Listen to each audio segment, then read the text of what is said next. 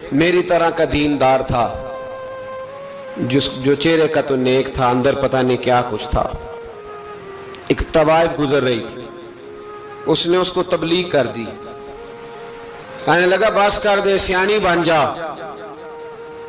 تو کسی دانشور نے لکھا ہے اس نے بڑا سخت جواب دیا اس عورت نے، کہنے لگی بابا میں تو جو ہوں وہ نظر بھی آ رہی ہوں، تو بتا جو تو نظر آتا ہے وہ تو ہے کہ نہیں؟ اس بندے نے چیخ ماری اور بے ہوش ہو کے گر پڑا۔ تو لوگوں نے کہا بابا آج کسی صوفی کا کلام سنا ہے جو بے ہوش ہو گیا؟ تو اس نے کہا نہیں، آج طوائف کی بات سنی ہے، طوائف کی۔ اور وہ عجیب بات کر گئی ہے، وہ کہہ گئی ہے میں تو جو ہوں میں نظر آ رہی ہوں، تو بھی تو بتانا، تو بتانا کہ تو دستار امامت پہنتا ہے۔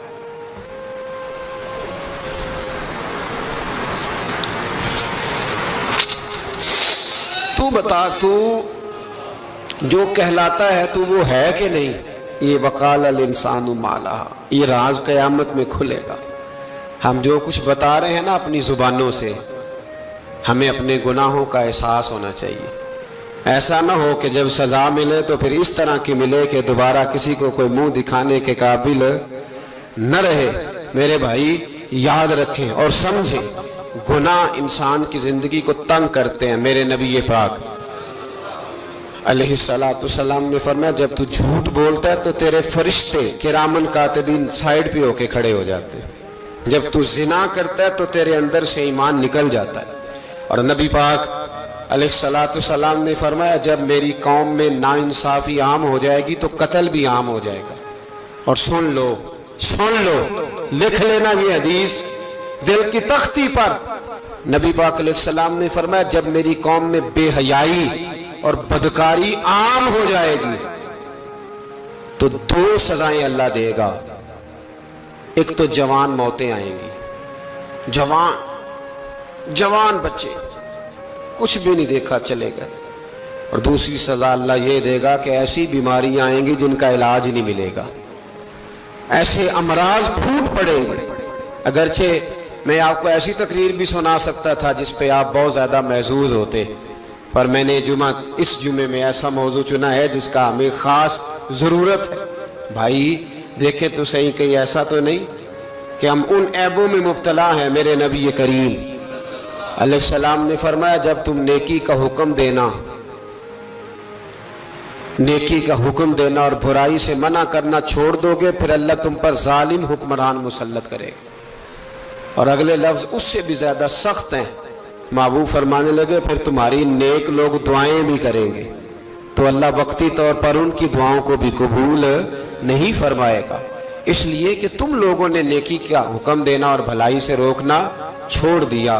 عزیزو یاد رکھو جب گناہ عام ہوتے ہیں تو پھر حالات بدلتے ہیں اور لوگوں کو سزا ملتی ہے ان کے گناہوں کی، بلکہ یہاں تک لکھا ہے کہ نیت خراب ہو تو سزا شروع ہو جاتی۔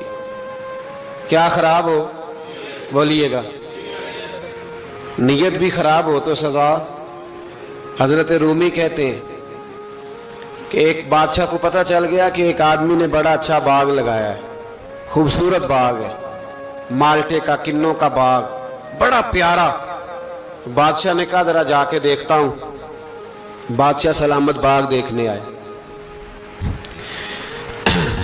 تو اب وہ مزدور آدمی تھا، عام آدمی تھا جس نے باغ لگایا، کسان تھا، اس کو کہا کہ چند کنوں توڑ کے لایا تو بڑے پیارے لگے، ایک دو اور لایا، کھائے، بڑے میٹھے، بڑے پیارے، بڑے توانا، بڑا مزہ آیا۔ تو بادشاہ کے دل میں خیال آیا کہ اس پہ قبضہ نہ کر لوں باغ پہ۔ ہمارے ہاں نا کرائے پہ دکان دیتا نا مالک، تو جب کسی غریب کی چل جاتی ہے کہتا ہے تو خالی کر، میں نے خود ڈال لی ہے، چل گئی نا اس کی۔ حالانکہ رزق اپنے اپنے نصیب کا ہے، رزق اپنے اپنے نصیب کا ہے، جس کو اللہ تعالیٰ چاہتا ہے عطا کرتا ہے۔ تو اس کو کہا کہ اور توڑ کے لا، اور دل میں خیال ہے کہ یار اتنا اچھا باغ ہے قبضہ کر لیتے ہیں، ہماری حکومتیں قبضہ کر لیتی ہیں کہ کوئی چیز اچھی لگ جائے۔ اب وہ کسان 2-3 کنوں توڑ کے لایا، اس نے کھائے تو کھٹے نکلے، ترش تھے۔ کہنے لگا تجھے کیا ہو گیا ہے؟ تو بندہ بڑا صاحب دل تھا، کہنے لگا میں تو ٹھیک ہوں، آپ اپنی نیت سے پوچھیں کہیں خراب تو نہیں ہو گئی؟ تو کنوں میں بھی اس کا اثر آ گیا ہے، اپنی نیتیں بگڑ جائیں نا، نیتیں۔ اب ایک بات کہنے لگا ہوں، غور سے سننا، جب تک دو بھائی اکٹھے کاروبار کرتے ہیں نیت ہوتی ہے کہ ہمارا گھر چلے گا، تب تک اللہ برکت دیتا ہے، اور جب اپنی اپنی جیبیں سمیٹنے لگ جاتے ہیں نا کہ یہ میرا 5,000 ہے، آج میں گیا تھا اگرائی کرنے، یہ میرا 10,000 ہے، آج میں نے زیادہ کی، جب وہ ٹٹولنے لگتے ہیں پھر اس دکان سے بھی برکت اٹھ جاتی ہے، پھر وہاں سے بھی برکت چلی جاتی ہے۔ فَإِنَّ لَهُ مَعِيشَةً ضَنْكَ، فرمایا جب تو میں منہ پھیر لیتا ہے پھر تیری زندگی اللہ تنگ کر دے، پھر وہاں سے بھی برکت، خوبصورتی، اثر اٹھ جاتا ہے۔ ایک سونار نے گلی میں ایک یتیم چھوٹے سے بچے کو گھومتے دیکھا تو سونار بے اولاد تھا، بچے کو اٹھا کے گھر لے آیا، 18 سال اس بچے کی پرورش کی، اس کو پالا پوسا جوان کیا۔ سونار کے پاس وہ دکان پہ چلا جاتا، وہ کئی دفعہ دکان پہ رہتا، کئی دفعہ گھر میں رہتا۔ ایک دفعہ وہ دکان پہ تھا، بچہ گھر تھا، 18 سال کا جوان، اس کی بیوی اکیلی تھی، وہ جس نے ماں بن کے پالا تھا اس نے اسی پہ حملہ کر دیا، اس کا بازو بری نیت سے تھاما، بیوی چیخی، تھوڑی دیر گزری تو وہ نوجوان پیروں میں بیٹھ گیا، کہنے لگا اماں پتہ نہیں مجھے کیا ہوا۔ شام کو سونار آیا، بیوی چیخنے لگی، چلانے لگی، کہنے لگی آج عجیب بات ہوئی، جس کو میں نے جگر کا خون دے دے کے پالا اسی نے گندی نظر ڈالی۔ سونار محو حیرت ہے، بیوی کا خیال تھا کہ لٹھ اٹھائے گا، ڈنڈا اٹھائے گا، نوجوان کو مارے گا، لیکن وہ رونے لگ گیا۔ اس نے کہا آج اس نے میرا بازو تھاما ہے، جانے کیا کیا ہے؟ پریشان ہونے لگ گیا، سجدے میں گر گیا، کہا تو بتاتا کیوں نہیں؟ تو وہ سونار کہنے لگا اس کی غلطی نہیں، 18 سال کے بعد آج مجھ پر بھی شیطان سوار ہوا تھا۔ ایک عورت آئی تھی، وہ اپنے بازوؤں میں چوڑیاں پہننا چاہتی تھی تو میں نے بھی گندی نظر سے ہاتھ ڈالا تھا، رب کریم نے مجھے فوراً اس کی سزا دی۔ جن کے گھروں میں بیٹیاں ہوتی ہیں ان کی نظریں گندی نہیں ہوتی، جو بیٹیوں کے باپ ہوتے ہیں، جو بہنوں کے بھائی ہوتے ہیں، ان کی نظریں گندی۔ اور اگر تو ٹیلی فون کرتا ہے، تو کسی عورت کے ساتھ تعلق رکھتا ہے تو یہ بات لکھ لے، امام فخر الدین رازی 1، علامہ اسماعیل حقی 2، مولانا جلال الدین رومی 3، امام خازن 4، امام جلال الدین سیوطی 5 حدیث کے استاد اور محدث لکھتے ہیں کہ اگر تو کسی پر گندی نظر ڈالے گا تو تیرا گھر بچ سکتا، یاد رکھ نہیں بچے گا، اس لیے کہ تیری نظر کسی کی بیٹی کو بیٹی سمجھ تاکہ تیری بچی کا پردہ قائم رہے، کسی کی بہن کو، یہ کیا بات ہوئی کہ تو جتنا مرضی گند معاشرے میں پھیلاتا رہے تیرا گھر بچا رہے، یہ کیسے ہو سکتا ہے؟ فَإِنَّ لَهُ مَعِيشَةً ضَنْكَ، اللہ فرماتا ہے زندگی تنگ ہو جائے گی تیرے لیے مشکل، تو ڈھونڈتا پھرے گا کہ میں مرنے کو جگہ تلاش کروں۔ سچی توبہ کرے، کھری توبہ کرے، یہ گناہ انسان کو مجبور کر دیتے۔ حضرت عبداللہ بن مبارک رحمت اللہ تعالی علیہ، ان کے سینکڑوں شاگرد تھے، ایک شاگرد کے انتقال کا وقت آیا تو گھر گئے ملنے، آپ کہتے ہیں میں نے زور لگا لیا پر اس کی زبان پر کلمہ جاری نہیں ہوا، میں اسے کہتا کلمہ پڑھ پر اس کی زبان پر جاری، اللہ اکبر، بہت بڑی نعمت ہے، دعا فرمائیں اللہ ایمان کی موت عطا فرمائے، ایمان کی موت دے اللہ کریم، ایمان کی موت دے۔ ایسے بھی لوگ دیکھے ہیں، مسجد نبوی ہے، رسول اللہ کا شہر ہے، سر سجدے میں ہے، روح پرواز کر گئی، روح پرواز، کتنا نصیبوں والا ہے، کتنا نصیبوں والا ہے کہ مسجد نبوی میں سر سجدے میں رکھا ہے، اور اللہ تبارک و تعالیٰ نے محبوب کے قدموں میں موت عطا فرمائی۔ تو حضرت عبداللہ بن مبارک کہتے ہیں میں نے اس کو کہا کلمہ پڑھ تو اس کی زبان پہ جاری نہیں ہوتا، میں بار بار کہتا تو وہ منت کرتا، کہتا حضور میں کوشش کرتا ہوں جاری نہیں ہوتا۔ فرماتے میں پریشان ہو کے اٹھا، ابھی میں دروازے پہ پہنچا تھا اس نے چیخ ماری اور روح پرواز کر گئی، بچے رونے لگے، بیوی رونے لگی، تو میں نے اس کی بیوی سے کہا کہ یہ جرم کیا کرتا، اتنا بڑا پاپی پہ کلمہ جاری نہیں ہوا۔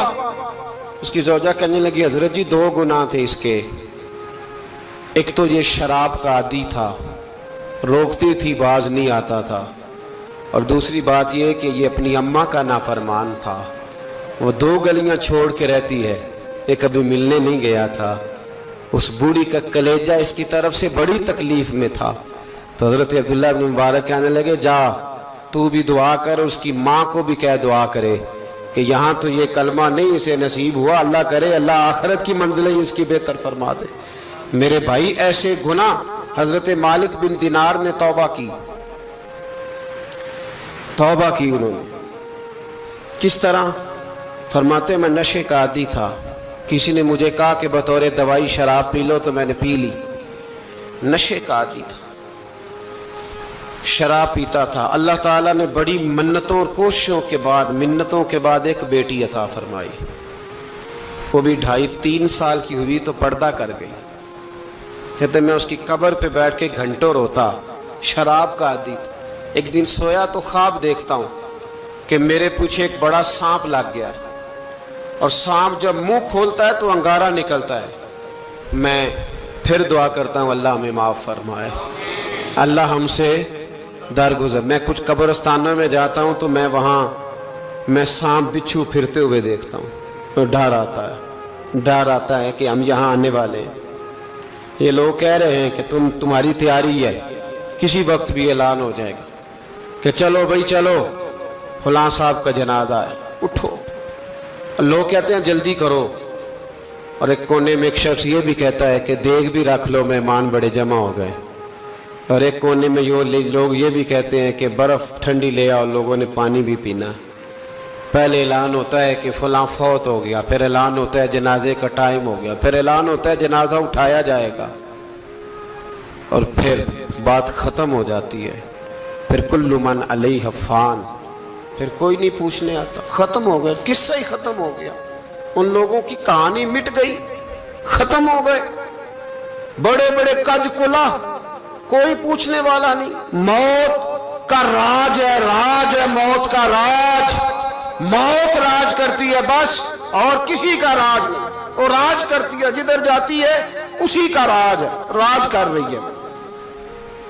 تو حضرت مالک بن دینار کہتے قبرستان میں میں نے دیکھا، میں خواب دیکھتا ہوں بڑا اژدہا، اس کے منہ کے اندر آگ میرا پیچھا کر رہا ہے۔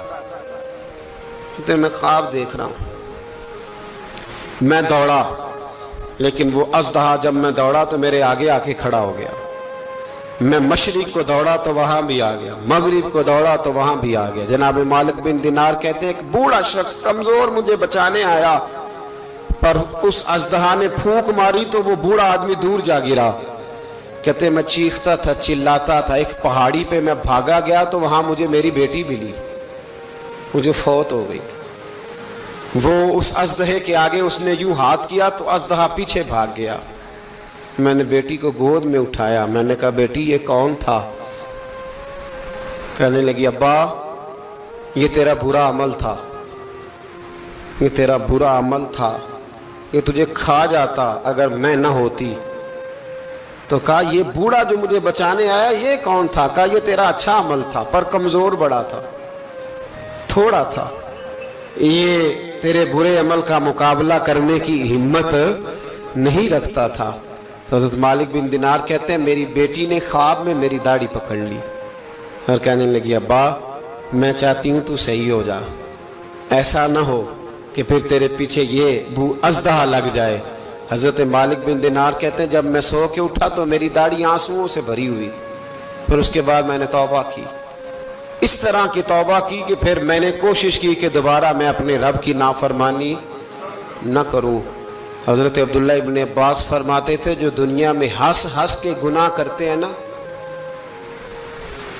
ہنس ہنس کے جھوٹ ہنس ہنس کے بولتے ہیں، ہنس ہنس کے لوگوں کی غیبت کرتے ہیں، فرمایا یہ جو تمہیں ہنس ہنس کے گناہ کرتے نظر آتے ہیں ان کا رونا قیامت میں دیکھا نہیں جائے گا، ان کے آنسو قیامت میں دیکھے نہیں جائے۔ جو ہنس ہنس کے گناہ کرتے یہ روئیں گے، فَلْيَضْحَكُوا قَلِيلًا وَلْيَبْكُوا كَثِيرًا۔ رب فرماتا ہے زیادہ رویا کرو، کم ہنسا کرو۔ نبی پاک علیہ السلام روتے تو صحابہ کہتے حضور آپ اتنا کیوں روتے ہیں؟ تو محبوب فرماتے جو میں جانتا ہوں وہ تم نہیں جانتے۔ بھائیو، قبروں میں اکیلے جانا ہے، کبھی غور کرنا، اکیلے، کوئی بندہ ساتھ حساب دینے نہیں جائے گا۔ اماں بڑا پیار کرتی ہے لیکن قبر میں کبھی کوئی ماں بھی ساتھ دفن نہیں ہوتی، اپنا اپنا حساب دینا، مشکل وقت ہے، حساب کر لینا چاہیے، تیاری کر کے رکھنی چاہیے۔ گناہ اگر یہاں ہماری زندگی کو تنگ کریں گے تو وہاں بھی ہمارے لیے مشکلات پیدا کریں۔ نبی کریم علیہ السلام نے فرمایا ہے کہ اللہ بڑا مہربان ہے، اللہ بڑا کریم ہے، اللہ بڑا ستار ہے، پر یاد رکھو جب کوئی اس کی ریٹ کو چیلنج کرے، جب کوئی اس کے قانون کو توڑے، جب کوئی اللہ کی اعلانیہ نافرمانی کرے، پھر رب کریم کی غیرت کو، اس کے عدل کو جوش آتا ہے، توبہ کرے سچی، مسجد کی حاضری دے پابندی کے ساتھ۔ میری آپ سے ہمیشہ یہ گزارش رہتی ہے کہ مسجد کی حاضری پابندی سے دے۔ میں اپیل کرتا ہوں داڑھی رکھ لیں، یہ میرے نبی کا طریقہ ہے صلی اللہ تعالی علیہ۔ واپس آ جائیں، ہماری بقا نہ ہمارے دین میں ہے، کوئی نہیں ہمیں رکھے گا، کوئی نہیں رکھے گا، کوئی نہیں۔ میرا ایک دوست رات بتا رہا تھا کہ سعودی عرب میں ایک شخص نے 30 سال محنت کی،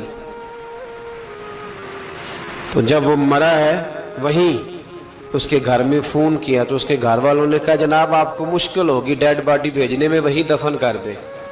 ہاں اگر اس کا کوئی پیسہ ہے تو وہ ذرا اکاؤنٹ میں بھیج دیں، بچیوں کو ضرورت ہے۔ او بھائی تو اکیلا جائے گا، تیرے لیے مشکل ہو جائے۔ اپنے بھی ساتھ یقین کریں، بچے دعائیں کرانے آتے ہیں، کہتے ہیں حضرت جی دعا کریں اللہ اماں کی سختی معاف کر دے۔ اس کا مطلب کیا ہے کہ اماں اب جائے، اب ہمارا نمبر آئے۔ بچے تو انتظار کر رہے ہیں کہ ابا جائے اور گدی پہ ہمارا نمبر آئے۔ تیاری ہے، اکیلے جانا ہے، اکیلے، سخت سا مرحلہ ہے، اکیلے سارا کچھ فیس کرنا۔ آج توبہ کریں، وہاں کے کیڑے یہاں رہ کے ماریں، اپنے ساتھ ظلم نہ کریں۔ ہم اس قابل نہیں کہ وہاں جا کے مقابلہ کر سکیں۔ بچیں، اپنے آپ کو محفوظ کریں، بچائیں، حساب اپنا اپنا دینا ہے۔ کسی باپ نے اگر اپنے بچوں کو حرام کھلایا تو بچے تو نہیں کہہ رہے تھے نا کہ حرام لے کے آ، تو باپ نے حساب دینا ہے، والد نے۔ لہذا مہربانی فرمائیں، اپنے اوپر رحم کھائیں، اپنے آپ کو سنواریں۔ آج جمعۃ الوداع ہے، توبہ کریں، اللہ کے نیک بندوں کی صحبت میں بیٹھا کریں، اچھی باتیں سنا کریں تاکہ دل نرم رہے۔ ان جگہوں سے بچیں جو گناہ کی طرف لے کے جاتی، ظلم سے، زیادتی سے، جبر سے بچیں۔ اپنے آپ کو اپنے رب کریم کی بارگاہ میں جھکا دیں۔ ہمارا کہیں اور گزارا نہیں، کوئی نہیں ہمیں پوچھے گا۔ اقبال رو پڑے آخری عمر میں، رو پڑے اور اللہ کی بارگاہ میں عرض کرنے لگے نہ جہاں میں کہیں بھی امان ملی، جو امان ملی تو کہاں ملی، میرے جرم خانہ خراب، تیرے عفو بندہ نواز میں۔ پناہ صرف اللہ رسول کی بارگاہ میں، باقی کوئی پناہ دینے کو تیار نہیں ہے۔ دعا کرتا ہوں اللہ کی بارگاہ میں اللہ ہمیں سچی توبہ کی توفیق عطا فرمائے۔